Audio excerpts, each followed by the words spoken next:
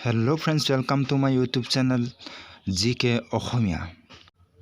আজি আমি আলোচনা কৰিম অসমৰ 20টা গুৰুত্বপূৰ্ণ প্ৰশ্নোত্তৰ যিবিলাক পৰীক্ষাত অহাৰ সম্ভাৱনা আছে আৰু আহি থাকে।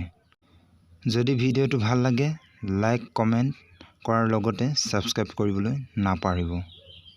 আহক আজি আৰম্ভ কৰোঁ ভিডিওটো। আজিৰ প্ৰথম প্ৰশ্ন, প্ৰাচীন অসমৰ প্ৰধান জাতি হিচাপে কাক জনা যায়? ক বড়োসকল, খ কোচ ৰাজবংশীসকল, গ ৰাভাসকল, ঘ আহোমসকল। ইয়াৰ শুদ্ধ উত্তৰ হ'ব খ কোচ ৰাজবংশীসকল। প্ৰশ্ন 2, হেম সৰস্বতীয়ে কি গ্ৰন্থ ৰচনা কৰিছিল?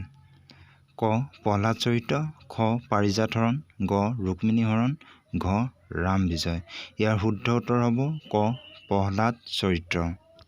প্ৰশ্ন 3, কোচ ৰাজ্যৰ প্ৰতিষ্ঠাপক কোন? ক নৰনাৰায়ণ, খ বিশ্বসিংহ, গ নীলধ্বজ, ঘ চুকাফা। ইয়াৰ শুদ্ধ উত্তৰ হ'ব খ বিশ্বসিংহ। প্ৰশ্ন নম্বৰ 4, কামাখ্যা মন্দিৰটো কোনে পুনৰ নিৰ্মাণ কৰিছিল? ক নৰনাৰায়ণ, খ চিলাৰায়, গ বিশ্বসিংহ, ঘ চক্ৰধ্বজ। ইয়াৰ শুদ্ধ উত্তৰ হ'ব ক নৰনাৰায়ণ। প্ৰশ্ন 5, কছাৰীসকলৰ শেষ ৰজাজনৰ নাম কি আছিল? অৰ্থাৎ ৰজা কোন আছিল? ক গোবিন্দ চন্দ্ৰ, খ দুৰ্লভ নাৰায়ণ, গ নৰনাৰায়ণ, ঘ বিশ্বসিংহ। ইয়াৰ শুদ্ধ উত্তৰ হ'ব ক গোবিন্দ চন্দ্ৰ। প্ৰশ্ন 6, চুতীয়াসকলৰ ৰাজধানী ক'ত আছিল? ক ধুবুৰী, খ চৰাইদেউ, গ শদিয়া, ঘ যোৰহাট। ইয়াৰ শুদ্ধ উত্তৰ গ শদিয়া। প্ৰশ্ন 7, নৱবৈষ্ণৱ ধৰ্মৰ ইষ্ট দেৱতা কোন আছিল? ক শিৱ, খ কৃষ্ণ, গ গণেশ, ঘ বিশ্বকৰ্মা। ইয়াৰ শুদ্ধ উত্তৰ হ'ব খ কৃষ্ণ। প্ৰশ্ন 8, অসমত মানৰ আক্ৰমণ কিমান চনত হৈছিল? ক 1825 চনত, খ 1820 চনত, গ 1840 চনত, ঘ 1821 চনত।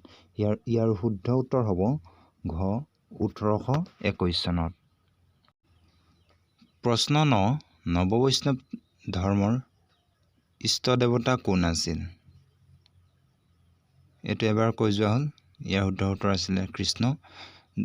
প্ৰশ্ন 10, বৰ্তমান শোণিতপুৰ আৰু নগাঁও সংযোগী ব্ৰহ্মপুত্ৰৰ ওপৰৰ দলংখনৰ নাম কি?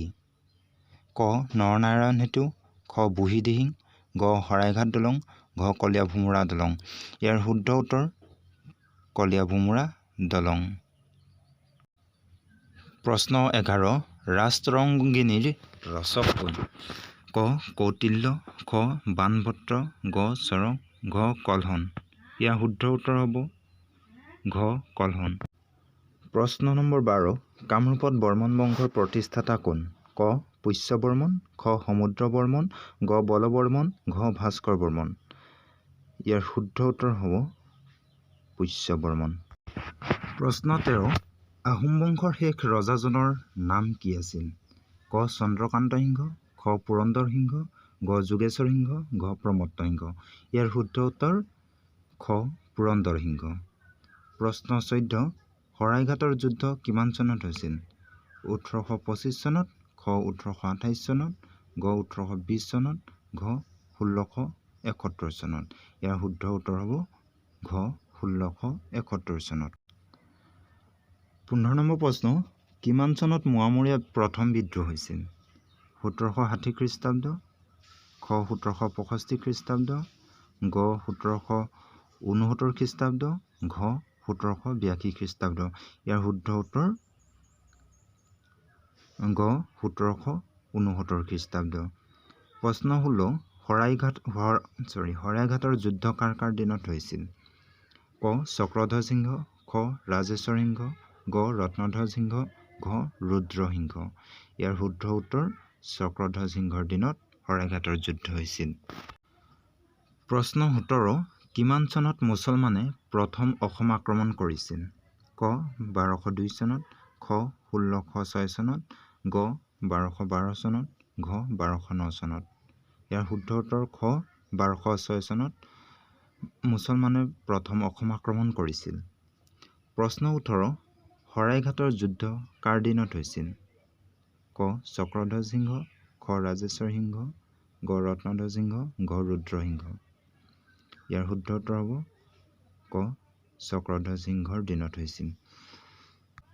প্ৰশ্ন নম্বৰ 19, শৰাইঘাটৰ যুদ্ধত আহোমৰ সেনাপতি কোন আছিল? ক লাচিত বৰফুকন, খ ৰামসিংহ, গ বীৰসিংহ, ঘ পানীফুকন। ইয়াৰ শুদ্ধ উত্তৰ লাচিত বৰফুকন।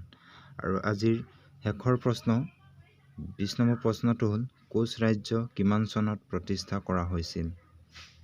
ক 1505 চনত, খ 1502 চনত, গ 1515 চনত, ঘ 1520 চনত। ইয়াৰ শুদ্ধ উত্তৰ গ 1515 চনত।